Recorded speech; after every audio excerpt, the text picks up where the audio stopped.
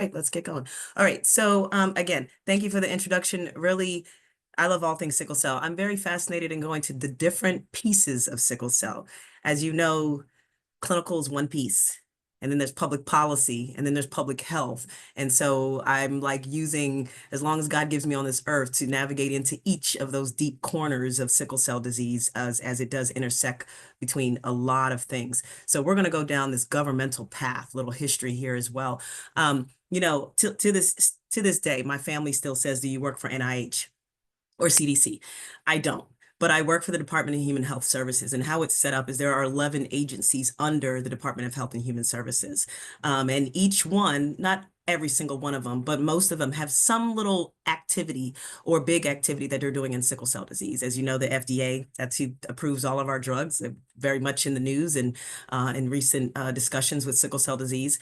AHRQ do a lot of research, population-based research. A lot of people don't know that. And then obviously CDC, they give awards to a lot of the folks that work in the field regarding data, and CMS, of course, it's always a hot topic. But I work for HRSA, formerly known as the Health Services Administration. Now they've added resources in there. And really, we are the only agency that actually gives money to grantees to work in the field. So we're directly giving money to CBOs. We're directly giving money to institutions such as UAB and Johns Hopkins and Cincinnati Children's and all of these comprehensive sickle cell centers. And so that has been historically what we've done. That's what we will continue to do.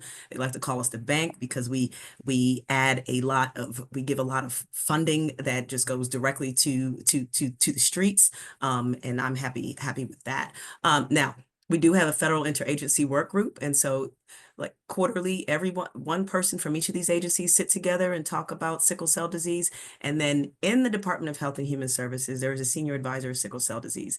And so I work very closely with him as well.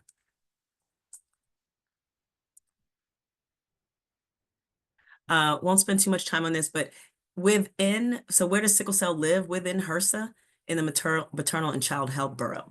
And so I'm an adult provider. So I was like, wait, what kind of job is this? Like, I want to do adults. But the thing is, children grow up. And so it's adolescent health. It's the step before we start talking about adults. And in this program, we do cover adults as well, knowing that some of our grantees only provide services to adults.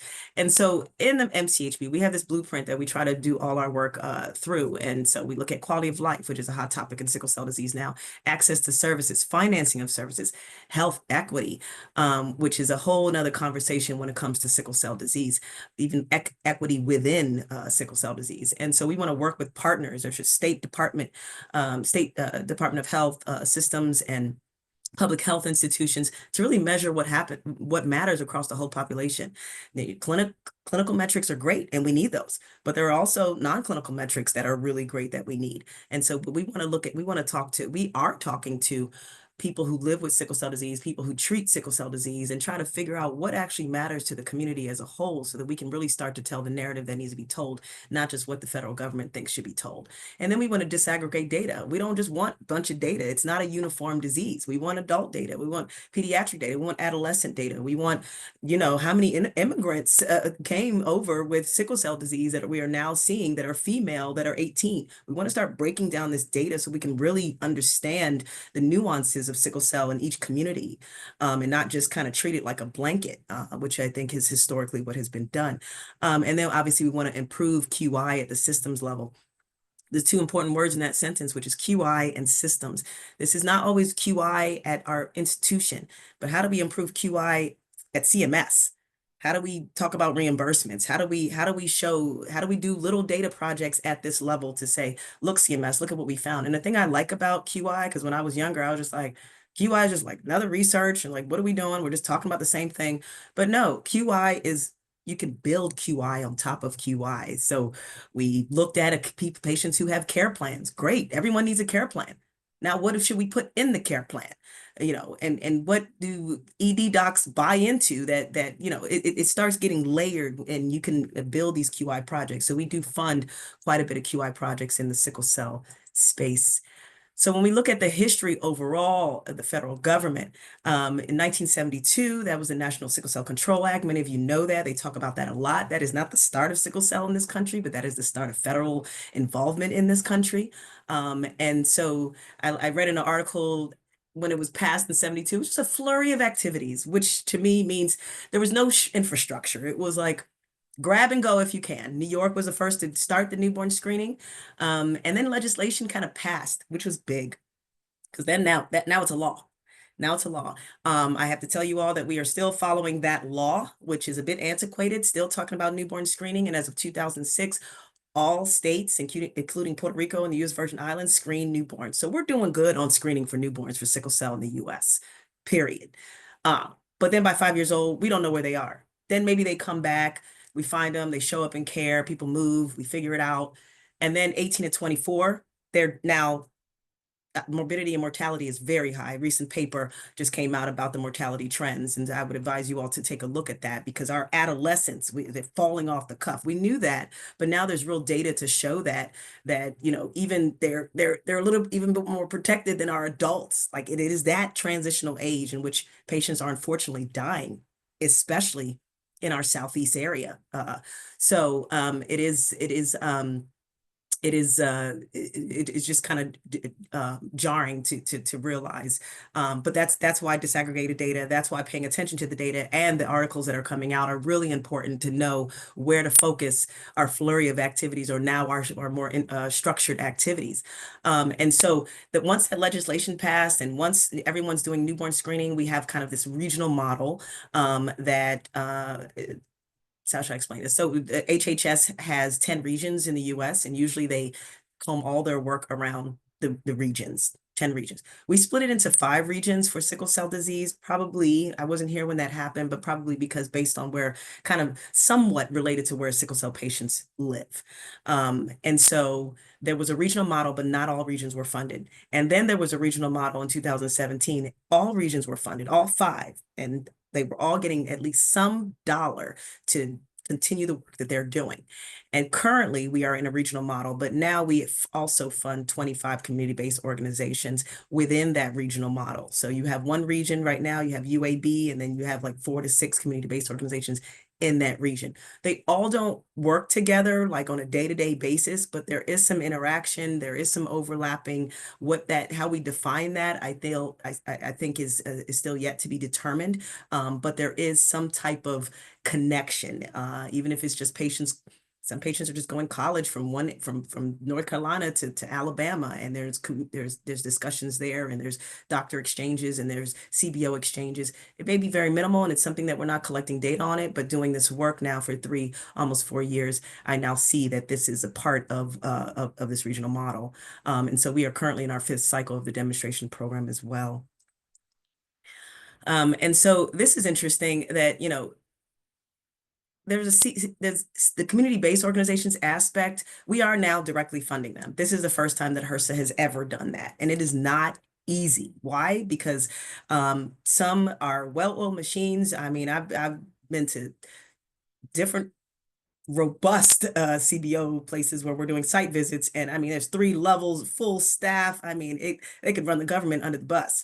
And then there's others that just seem to be, church basement, hand out book bags at Sickle Cell Awareness Month. And so there is an array, just a range of a spectrum of the CBOs and what they serve, but they all serve, and I think that's important. And so while the MCHB, our borough, has funded CBOs, it didn't just start in the 70s with the Control Act. They have been doing stuff long before that have been at the community level. So some people argue that their impact isn't as great as it should be because it's so localized, as opposed to having it advance to a system level, which then unifies them and makes some changes across the US. I would argue that local is where it started, and there are some things that just need to be local. There are some mothers who've never had a kid with sickle cell disease who are now walking into the room saying, help me, where do I even find a doctor? And if we just move everything to a system level, we're going to miss some things, especially because there are social determinants of health. There's still structural racism. There's still X, Y, and Z embedded in the system. So I believe in a hybrid of those who are strong that can move up to a system level, sit on Medicaid boards of the state, And then I believe in those that need to have their doors open so that mothers who have a baby with sickle cell disease know where to go and for help. Now, just to give an idea of how much funding we are increasingly funding to the CBOs in fiscal year 2002, we gave about $2 million to 15 CBOs, and now we are giving about 4.5 million to 25 CBOs in 22 states. So yes, our reach is farther. Yes, there's more funding. Yes, there's more CBOs. And a lot of them, this is, we're giving them pennies in their large bucket. A lot of them are bringing in millions. I mean, some of them 15 million, one organization. So our little pennies, aren't really, doing that much sometimes. But those smaller ones, they are able to build, capacity build. And so the dollars do make a difference and how many people they can reach. And so it is a 20-year gap, but nonetheless, funding is going in the right direction. And why now? We got called out, right? The NASM report, actually, ironically, in the Trump administration, that's when the senior advisor of sickle cell did put this out and called out everybody. And so it was like, NIH, are you doing this? CDC, are you doing this? HRSA, are you doing this? What are y'all doing? State departments, are y'all doing this? And it was like, and it was written down and you couldn't escape it. And so as I work with NIH and CDC and HHS, Senior Advisor of Sickle Cells, David Wong now,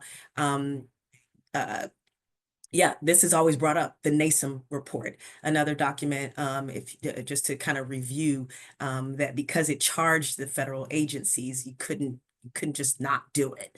And so that kind of made us say, all right, how do we restructure our program to make sure we're funding CBOs, et cetera, and all of that. And so that's where this kind of federal investment came from, on a few other things, but that was a big catalyst for where we are now. And so our current programs, okay, and I'm looking at the time, so I think I have 5 or 6 minutes, so I'll keep going. Just let me know. But Don't worry. Sorry.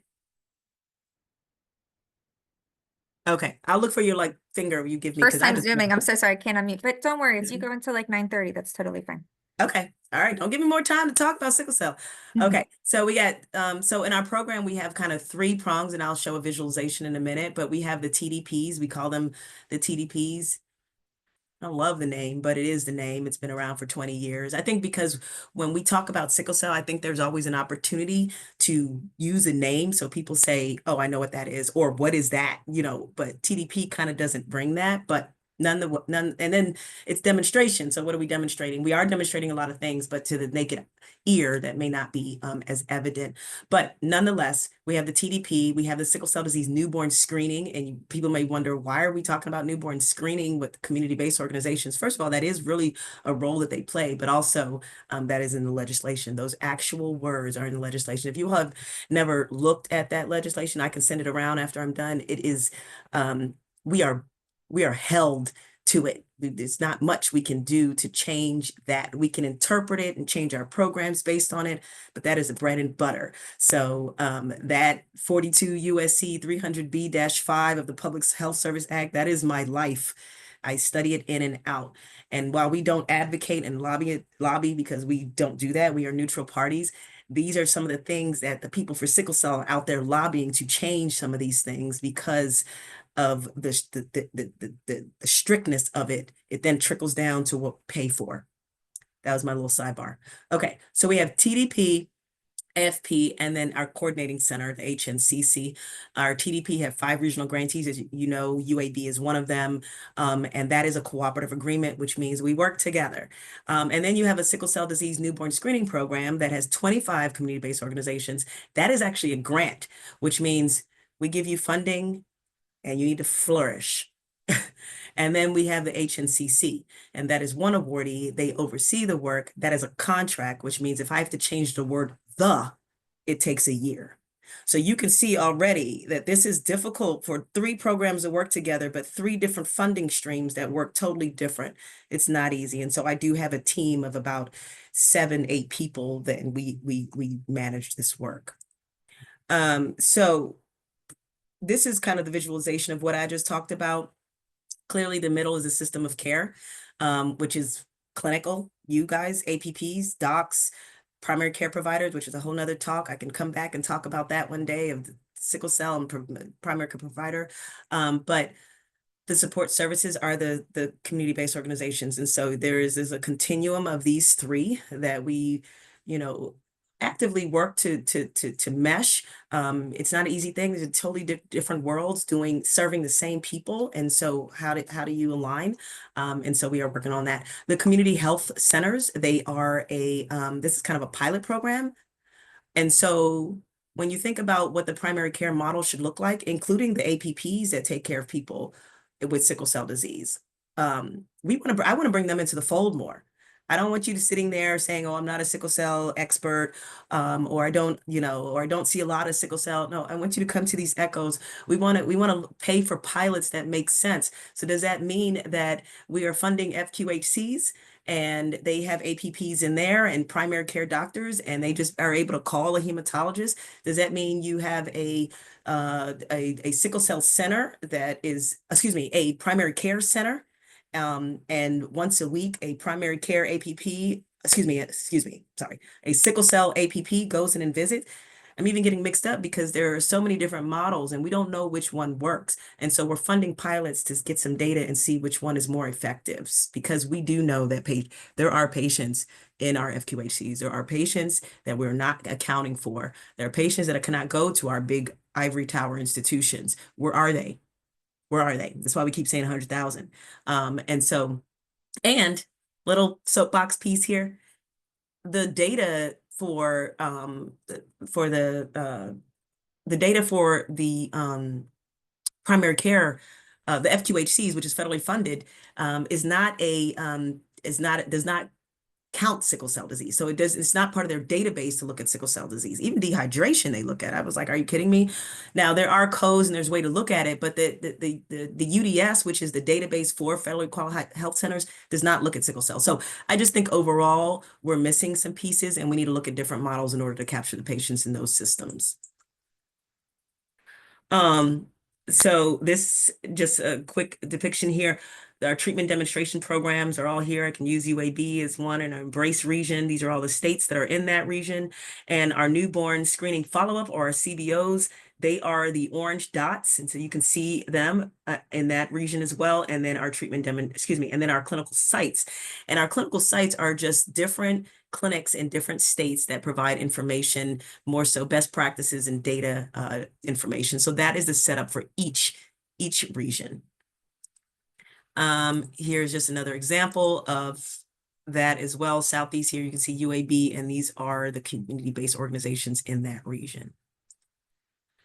Some of the data that we're seeing, data is a real effort, I will say that, to get. And so we work closely with CDC now to kind of decide what that needs to look like and how that needs to manifest over time. A lot of everything moves really slow, right? I'm a clinician too, and so patients come in pain, and 4 hours later they're like, "Thanks, I feel so much better."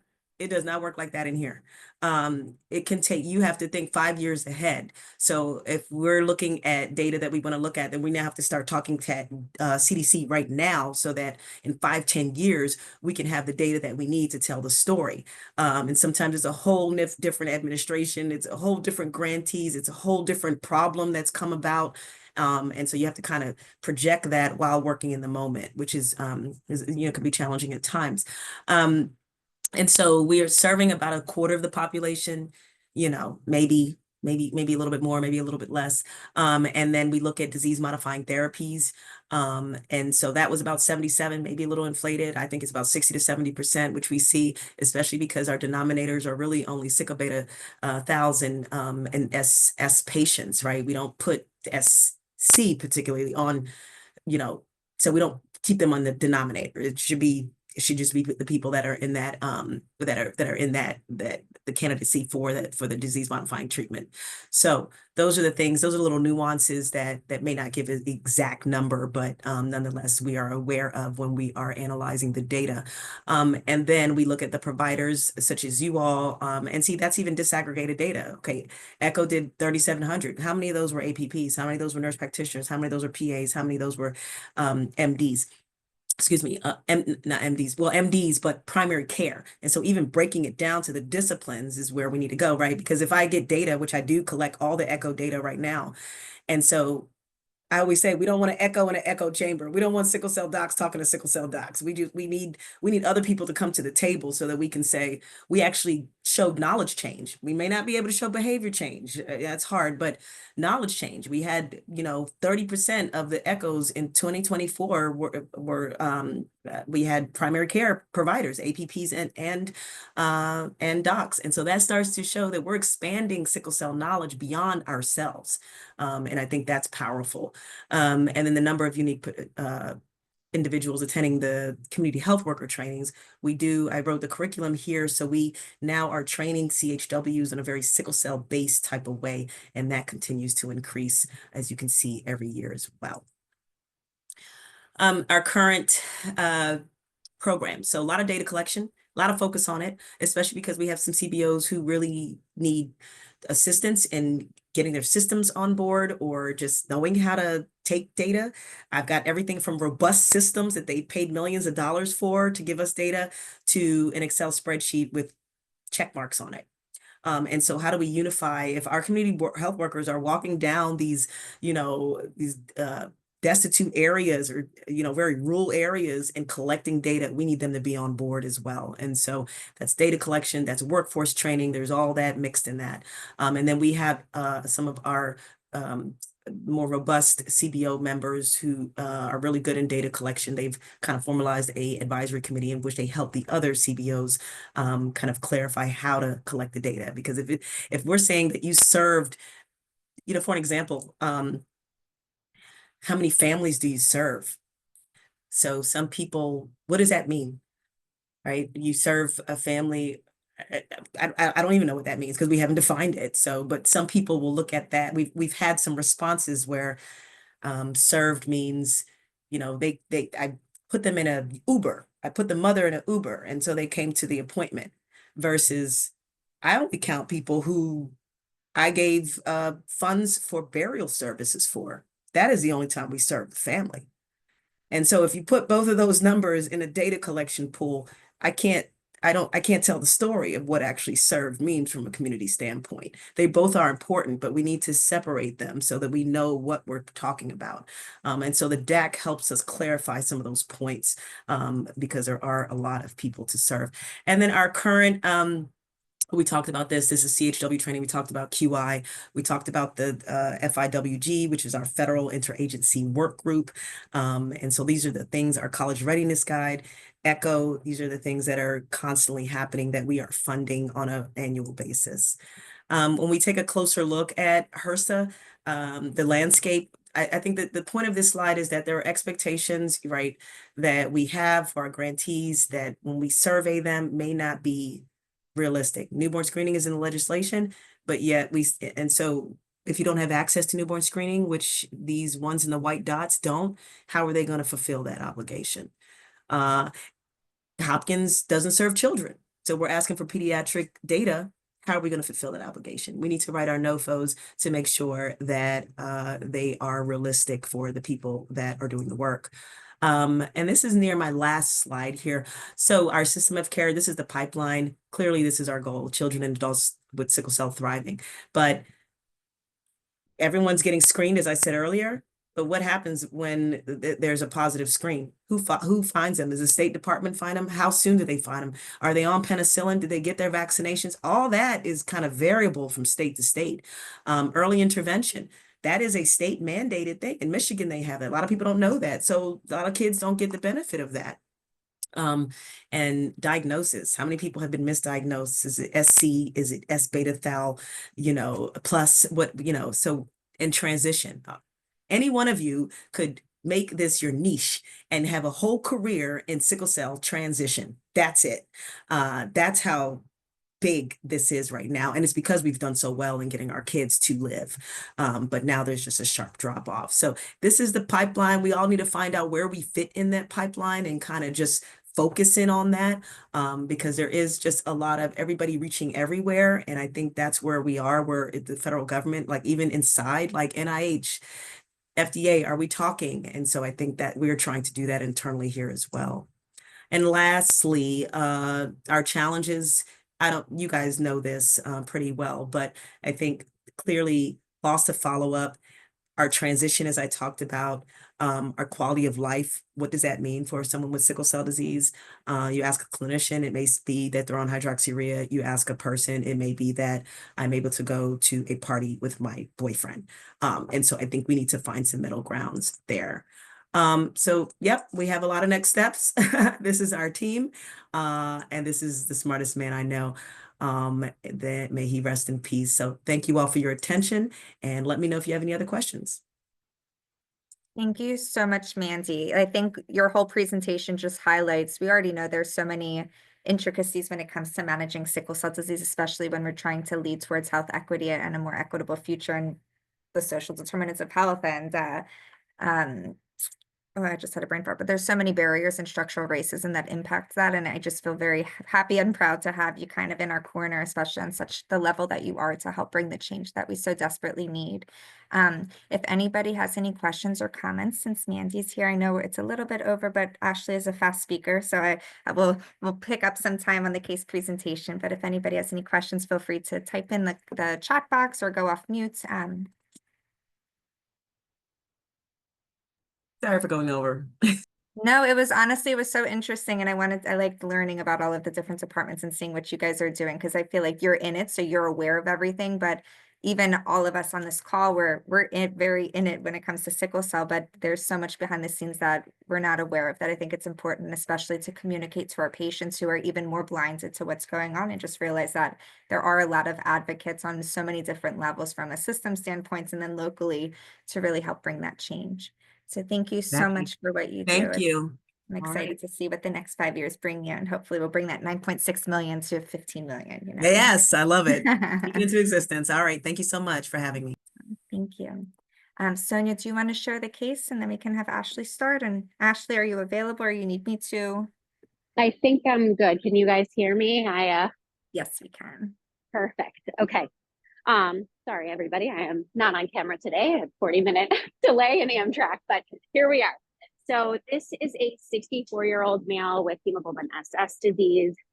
He was admitted on the 13th of September for a vaso-occlusive crisis, and his course was complicated by acute vision loss, the vitreous hemorrhage, and symptomatic anemia. And over the last 30 days, and even actually the last year, he's had frequent ED visits as well as frequent admissions. So he's had admissions that have lasted 1 to 15 days in length.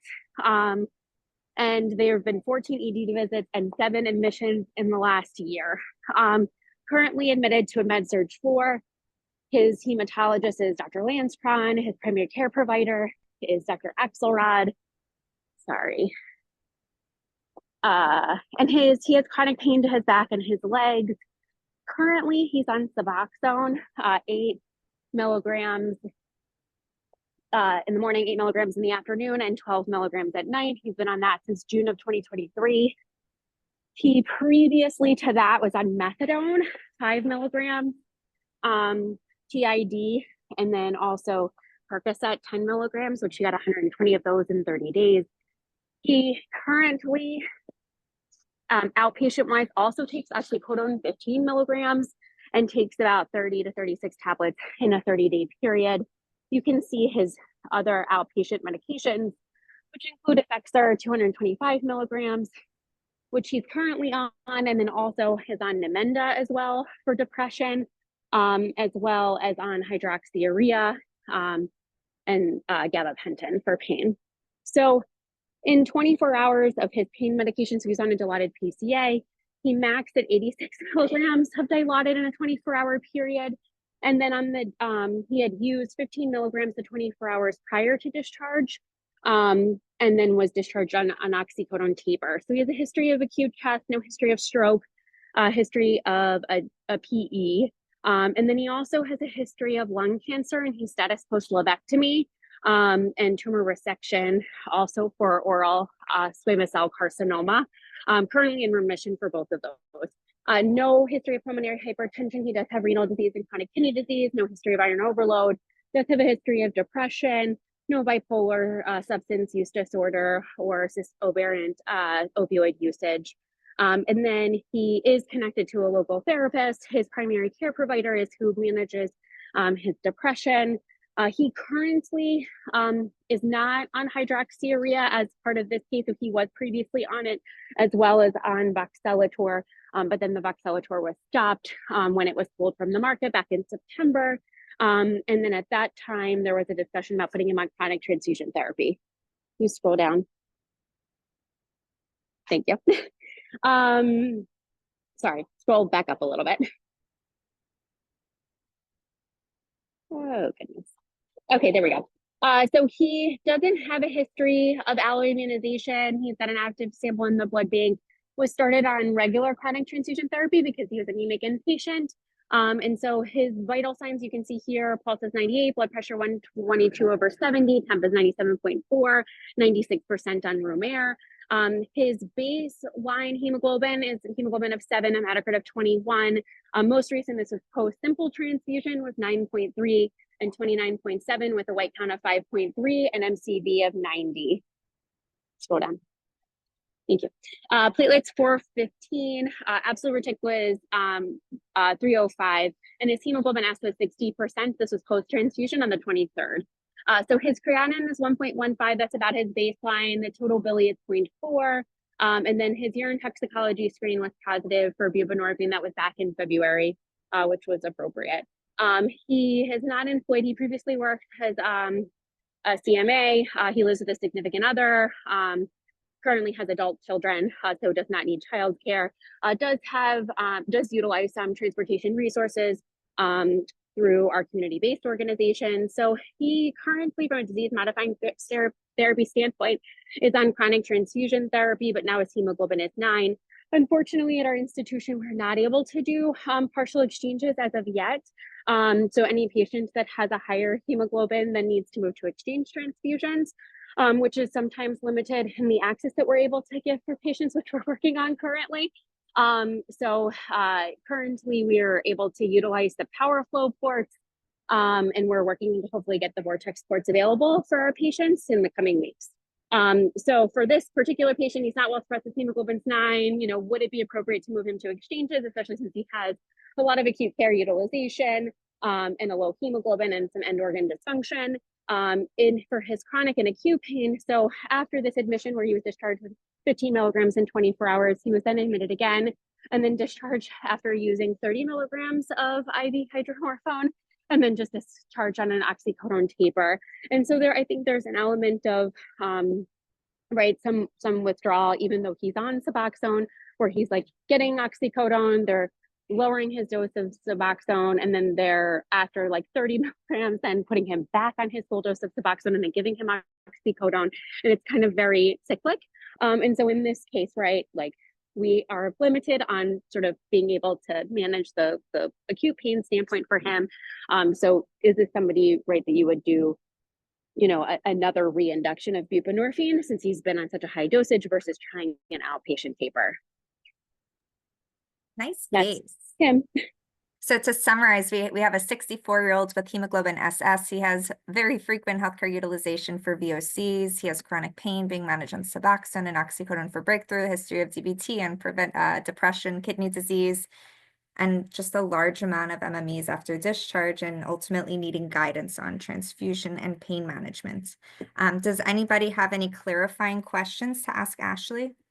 I'm great at talking and can fill the air, but I figured let's give opportunity to if anybody wants to ask any questions first on this case.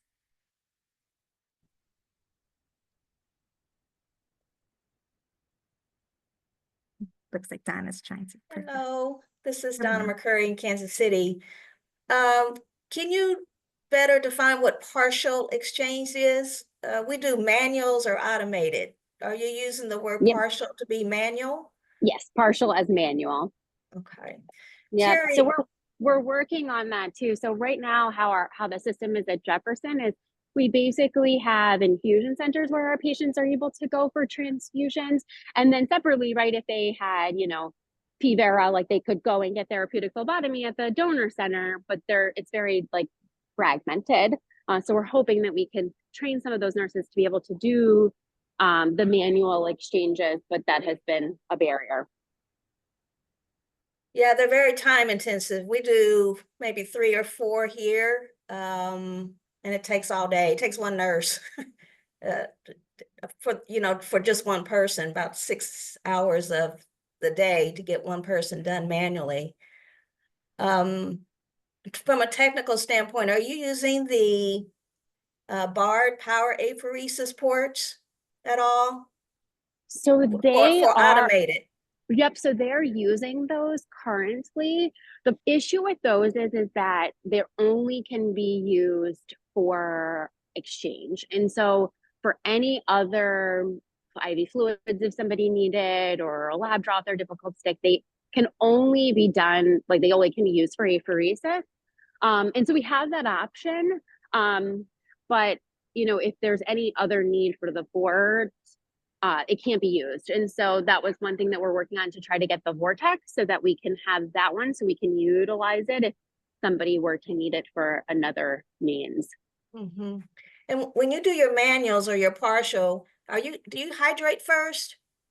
Or So at are you Hopkins, phlebotomizing and then, transfusing? at Hopkins, we just phlebotomized and then transfused, no hydration. Okay. In terms of his pain management, what would reintroducing the Suboxone look like, to start from scratch? Yeah, so I think there's a couple of different ways that I've done this, inpatient and outpatient. So outpatient, and Mandy is here, right? And she did the study of this. And for most of the patients where we stopped the buprenorphine, weaned them down to about 90 MMEs, and then did a standard induction of buprenorphine, right? They came in, they hadn't had any opioid for 12 to 24 hours, were in a little bit of withdrawal, and then would induce them within the clinic. I've also had the experience right inpatient where we've done micro inductions of patients where we've gotten them to, again, a low stable MME level, and then builds back up with just low small doses of buprenorphine. So I think that is one potential option too. But we already sort of know what dose works for him. So the question is kind of, where do we go from here? It doesn't sound like it's working really, though. I have Right, patients that say that, well, this works for me, but yet still I'm seeing you in my day hospital or inpatient all the time with pain. So. No, yeah. And I think the other hard thing too, and what I've noticed being outside of my Hopkins bubble, is one thing that we did at Hopkins is when someone was on, Suboxone, we would treat them with Suboxone. And there would be times where we would treat them with short-acting opioids if they came in with acute chest and in crisis, and then we would get them back on their home dose of Suboxone after weaning them, to sort of a low enough appropriate MME level.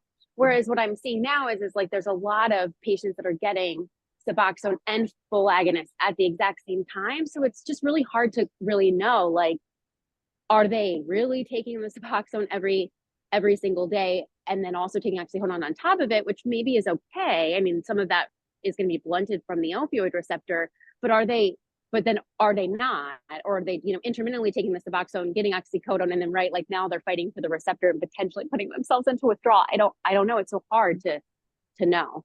And I don't know if anybody has experience with using partial and full agonist opioids kind of concurrently on a regular basis.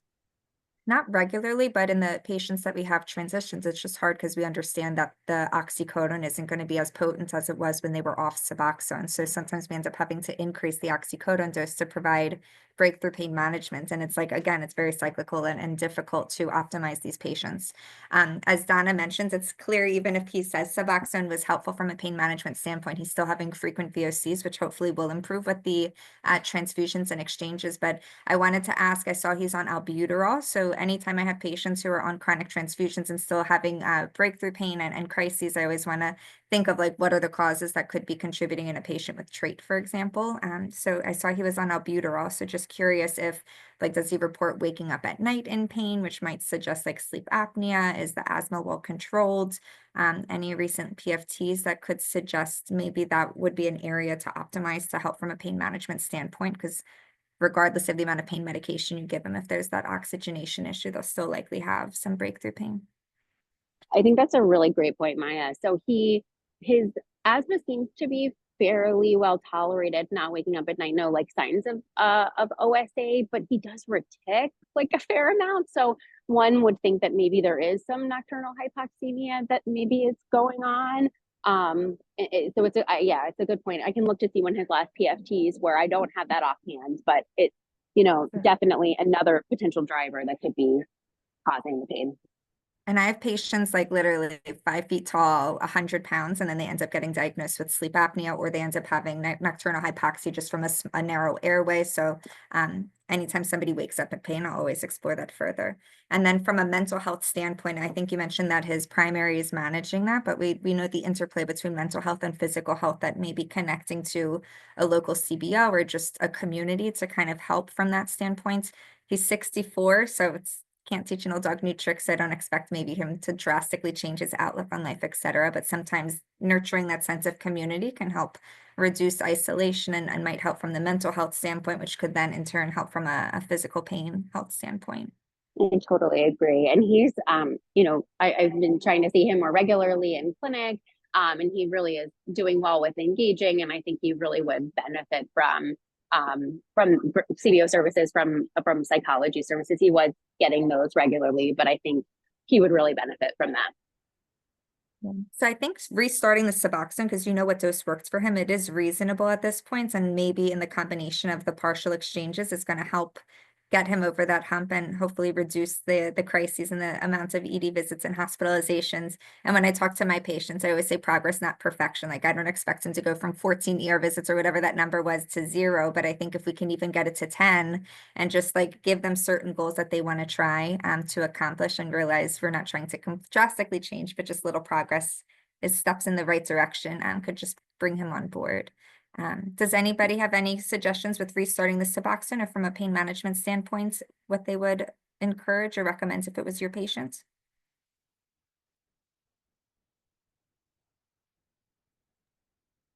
I have another question or suggestion. Any thoughts on adding Endari? And I'm not a big fan of Adacvio, but and I know it seems like it's going to be hard to tease through what's acute, what's vaso-occlusive, and what's chronic. But assuming it might be vaso-occlusive, could we add, one of the other disease modifiers? I mean, it's definitely something to consider. I don't know. The reason why we didn't do it and went to transfusions was because he was on hydrea. Some of the dosage was limited because of his renal function, on how much we could titrate up. And with transfusions, I don't know how much benefit he'd get from Endari. I don't think there'd be a hurt from it, certainly, but it would just be something else to take every day. Yeah, I forgot you're planning on doing the transfusions. Generally, once we start the transfusions, that kind of trumps, everything else that we might offer. So, one last thing. Did you notice any change in his pain presentation after the Oxbryta was stopped? Did it worsen, or has this been going on even prior to the discontinuation of the Oxbryta? So it really started prior to discontinuation of the Oxbryta. It's hard to know if he had any change. He was in the hospital when it was discontinued, so it went off the market. They didn't have it on formulary, so it ended up having to be kind of abruptly stopped. So it was kind of hard to know. He was kind of in the midst of crisis already, if that made it worse or not. Certainly for some other patients, we did see that from a discontinuation standpoint. For him, it was kind of hard to tease out. And I will say, yeah, I will say it's kind of spoiler alert, because I wrote this case up, for the other Echo that didn't end up getting used a month ago. So we ended up putting him on chronic exchanges, and he ended up doing well. Like he was out of the hospital for a week. It was coming to my appointment, and unfortunately fell and had a fracture that put him back into the hospital.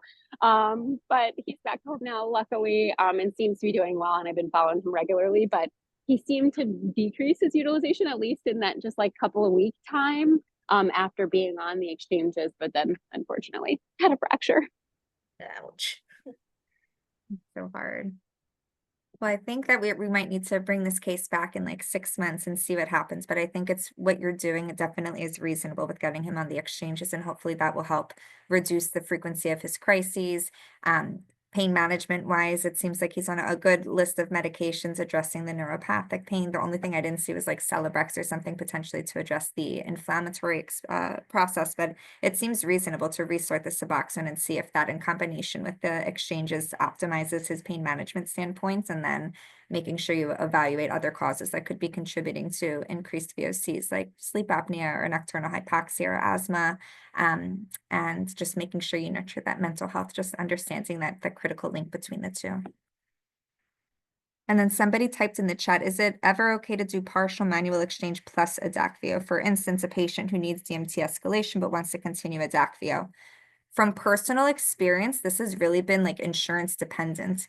In Florida, I'll have a lot of insurances and they'll specifically deny it if a person is on red cell exchange. And sometimes I've been able to kind of get both of them. So I have one patient who is receiving red cell exchanges and she's also on Adakveo, and she feels like there is a clinical benefit, even though when you look at the healthcare utilization, you might disagree. But this is where pain is subjective. And at the end of the day, there might be a placebo effect, but patients feel like they're helping.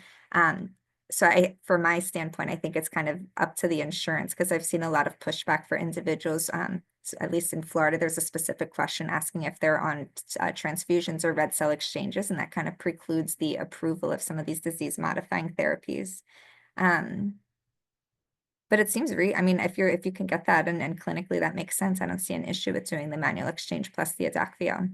I think it's at the end of the day, we have more options than we had 10 years ago, and it allows us to kind of take a patient-centric approach when it comes to treating individuals and kind of create those individualized treatment plans to find what cocktail kind of works best for that individual. So I don't think there's any harm doing a partial exchange in addition to the Adakveo, if anything. Awesome. Cool. So if anybody has any other questions for Mandy or for Ashley for this case, feel free to go off mute or type in the chat. Reminder, if anybody is interested in presenting a case, let us know. If you have any suggestions to make these cases and people actually wanting to present, let us know as well, because we're always open and just want to make sure that these sessions are just most impactful for everybody. And if you're ever interested in presenting on a topic as well, we're happy to have you. So with that, I will give you 7 minutes back to your Tuesday. I hope everybody had an awesome Thanksgiving and have some time to just slow down for the holidays and adopt that attitude of gratitude and just reflect what's important. So thank you everybody so much for everything you do just for our patient population and making a difference. Mandy left her email in the chat, so if anybody wants to keep in touch with her, she's an awesome resource and really excited to see everything you accomplish in the upcoming years. I feel very happy that we have you in our corner, and our patients should as well. So with that, happy Tuesday. The link for the CE is at the top of the chat. If anybody has any questions, concerns, interests, reach out to Ashley or myself. And with that, have a great day, everybody. Thank you, Maya. Nice seeing you. Likewise.